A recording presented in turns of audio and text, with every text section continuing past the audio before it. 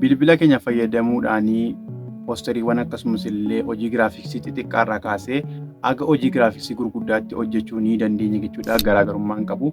Laaptooppii yookiin kompiitaraan hojjechuudhaa fi bilbilaan hojjechuun garaagarummaa tokkoyyuu hin qabu jechuudha. Bifa bareedaa ta'een bilbila keenya fayyadamuudhaan hojjechuu ni dandeenya jechuudha. Obboleessa koo tokkoo fi feesbuukii irratti hordoftoota 10,000 galuu isaa sababeessee poosterii tokko hojjedhanii isinitti agarsiisa. So kanaafiyyuu isteeppii baay isteeppii namooti bilbila harkaa qabdanii isteeppiidhaan yaaltanii gara kan caalutti fiduu ni dandeessu yookaan kan kana caalu hojjechuu ni dandeessu jechuudha. So kan hojjechuudhaaf immoo hundi keessaniyyuu appilikeeshinii Pixel Lab jedhamu Play Store irraa seentanii search gochuudhaan ni buufattu yookaan immoo liinkii isaa description box jala isiniif nan ka'a. Achiin deemtanii buufachuu ni dandeessu jechuudha. So namooti chaanalii kanaaf ari'atan subscribe gochuudhaan eegala akkasumas illee viidiyoo kana like godhaan isiniin jedha. Namooti nutti dabalamtanii hojii hojjechuu barbaadan immoo teelegiraamii keenya join gochuudhaan nu waliin hojjedhaa, nu waliin shaakalaa, nu waliin baradhaan isiniin jedha. Teelegiraamiin koo Tayiraa Digital Skill jedha. Teelegiraam irra deemtanii searchii gootu jechuudha. Searchii gootanii argachuu ni dandeessu. So akka ittiin wajjin turuu ni dandeenya jechuudha. So amma asaa isinitti hin dandeessu gara viidiyoo achaatti dabarraa. Step by step shaakala maateriaalii isin barbaadan immoo teelegiraamii korra isin kaayeen jira waan hin ta'eef seentanii buufattanii itti shaakaluu ni dandeessu. Akkaan hojjete kanatti hojjechuu ni dandeessu jechuudha. Viidiyoo waliin turtii gaarii.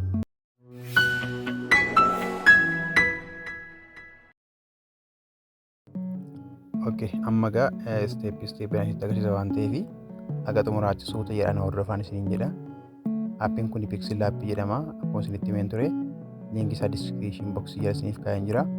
Play Store irraas buufachuu dandeessu. Al takka keessa isinii seennaa jechuudha. Hojii giraafiksii jechuudha baay'ee nu barbaachisa appiin kuni. So gaafa seennu feesiinsaa kana fakkaata jechuudha. Feesiinsaa kana fakkaata. Amma kan jiru new text kan jedhu kuni barreeffamee jira.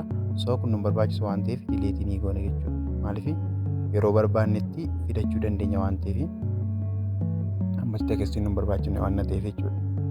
So kana booda feesiinsaa kun squareedhaan jira. Squaree kana akka inni sooshaal miidiyaaf poostiidhaaf akka inni ta'utti yookaan feesbuukii irratti poostii gochuudhaaf akka inni nuuf ta'utti maxxansuudhaaf akka inni nuuf ta'utti saayiz garoolii kana filachuudhaan image saayiz kan jiru keessanii seennaa jechuudha. Image saayiz kan jiru keessanii seenna.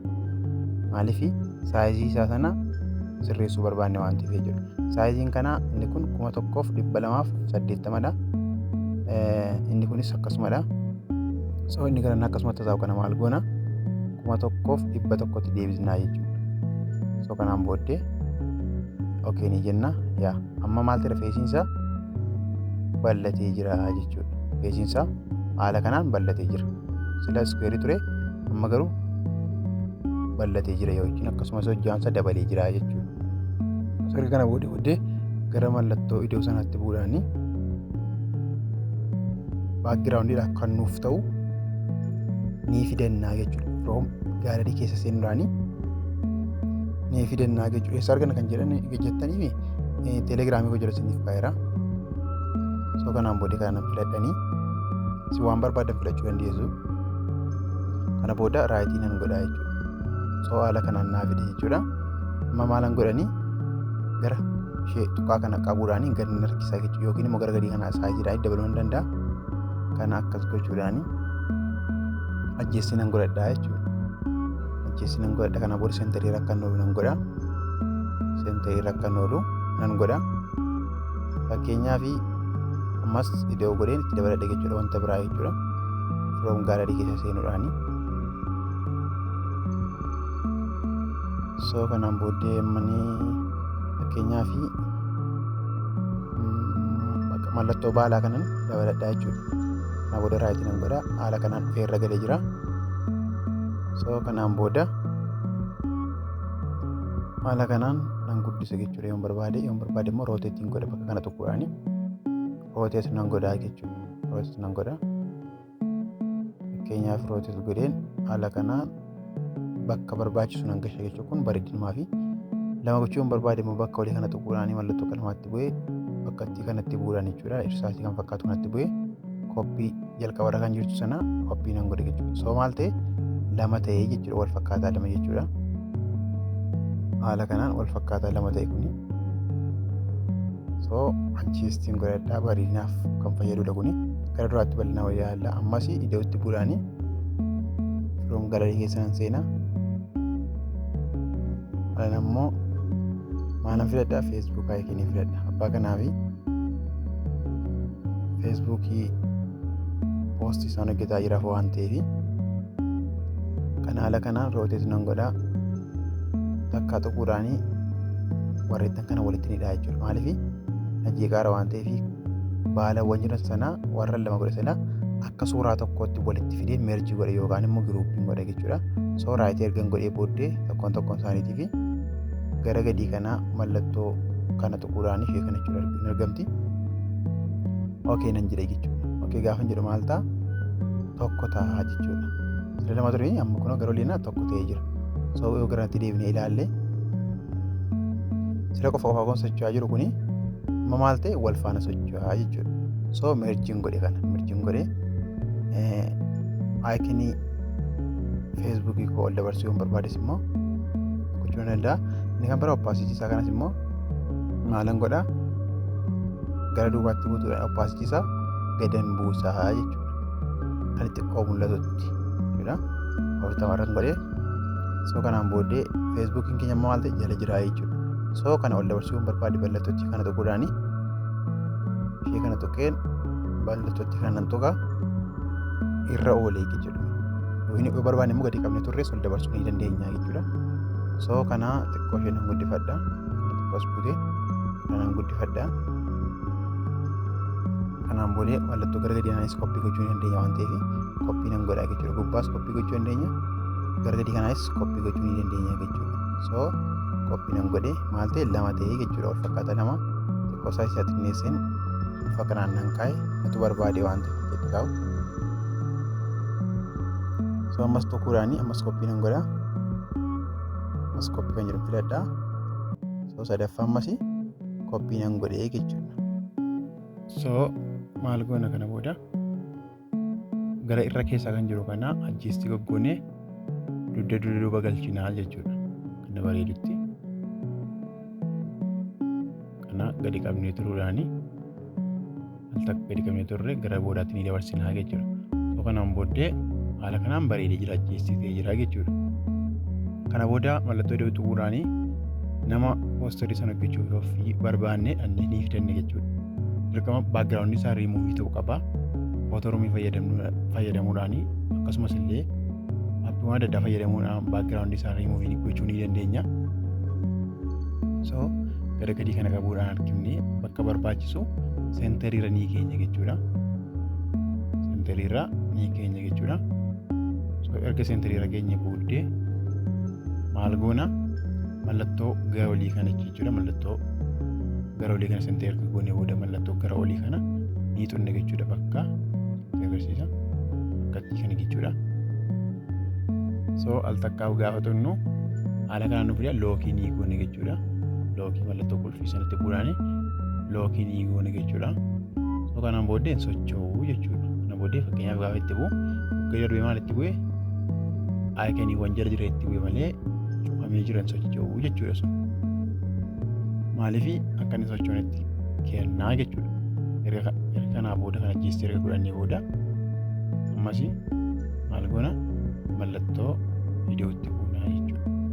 So kana booda mallattoo viidiyoo kanatti erga buunee booda sheep kan jettu jirti. Sheepis kan jettu ishee al takkaan ni tuqna.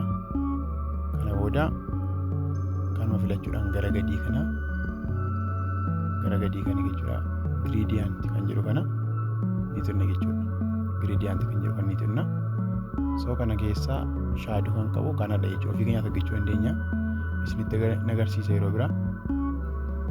Yoo dhabdanis immoo nagaafachuu dandeessu teelegiraamii korosiin kan kaa shaaduu jechuudha. So kana ajjeestii ni godhanne jechuudha. Ajjeestii eega goone booda raayitii ni goonaa jechuudha. Raayitii goona. So kanaan booddee raayitii erga goone booddee ajjeestii godhanne bifa shaaduu akka inni qabaatutti jechuudha. Haala kanaan kallattii adda addaatiin fayyadamuu ni dandeenya. Kana kan barbaachisuun bal'isnee shaaduu ni goonaa jechuudha. Okay, erga kana goonee booda maal goona? Gara mallattoo iddoo sana tuquudhaanii mallattoo iddoo gara olii jiru kana tuquudhaanii from galarii keessa ni seenna. So kana nan filadha fakkeenyaaf Erga filadhee booda haala kanaan harkisuudhaan irra nan galchaa jechuudha. Bareedina namaafidha kunis. So erga haala kana fidee booda seenterii irra erga oolchee booda gara gadii kan dhufudha. Oppaasichi isaa maalan godhaa? Gadiin buusaa jechuudha. Oppaasichi isaa gad buuseen keenyaa fi 41 rankaa kanaan booda raayit nan godhaa jechuudha. Raayit godheen keessaa nan ba'a. So mallattootti gara olii kana tokkodhaani suuraa ammaa sana eessan galchaa? Dugda duubaa nan galcha jechuudha. Dugda duuba nan galcha jechuudha. Gara gadiidhaan gadi qabee jiruudhaani baakgiraawundi isa dhumaatti aansee gara oliidhaan nan galchaa jechuudha. Okay. Haala kanaanii waan sararaa fakkaatu fidee baay'ee bareedee jira jechuudha. Kan biraa ammas bakka iddootti bu'uudhaani bakka mallattoo iddoo gara oliitti bu'uudhaan ammas from gaalarii keessa nan seenaa. So kana booda as keessaa kan nan filadhaa. Kanas teelegiraamii jala isiniif kaa'een jiru hundasaa jechuudha. Shaakaluu dandeessu jalaa buufattanii. So haala kanaan bakka kana nan galchaa jechuudha. Bareedinumaa fi haala kanaan bakka kana nan kaa'a. Okay, kana booda oppaasitii kan jedhu gara gadii kana barbaaduudhaani oppaasitii kan jedhu barbaaduudhaani irratti arginan jedha. So kanaan booda gannee nan buuse jechuudha. Keenyaan 38 waan akkasii nan kaa'a. Kana booda raayitii nan godha jechuudha. So haala kanaan gara gadii kana galee jira. Okay. Kana booda haala kana erga ta'ee booda maal nan godha? Ammas mallattoo garri tuquudhaani viidiyoo tuquudhaani tekistiitti nan bu'aa jechuudha.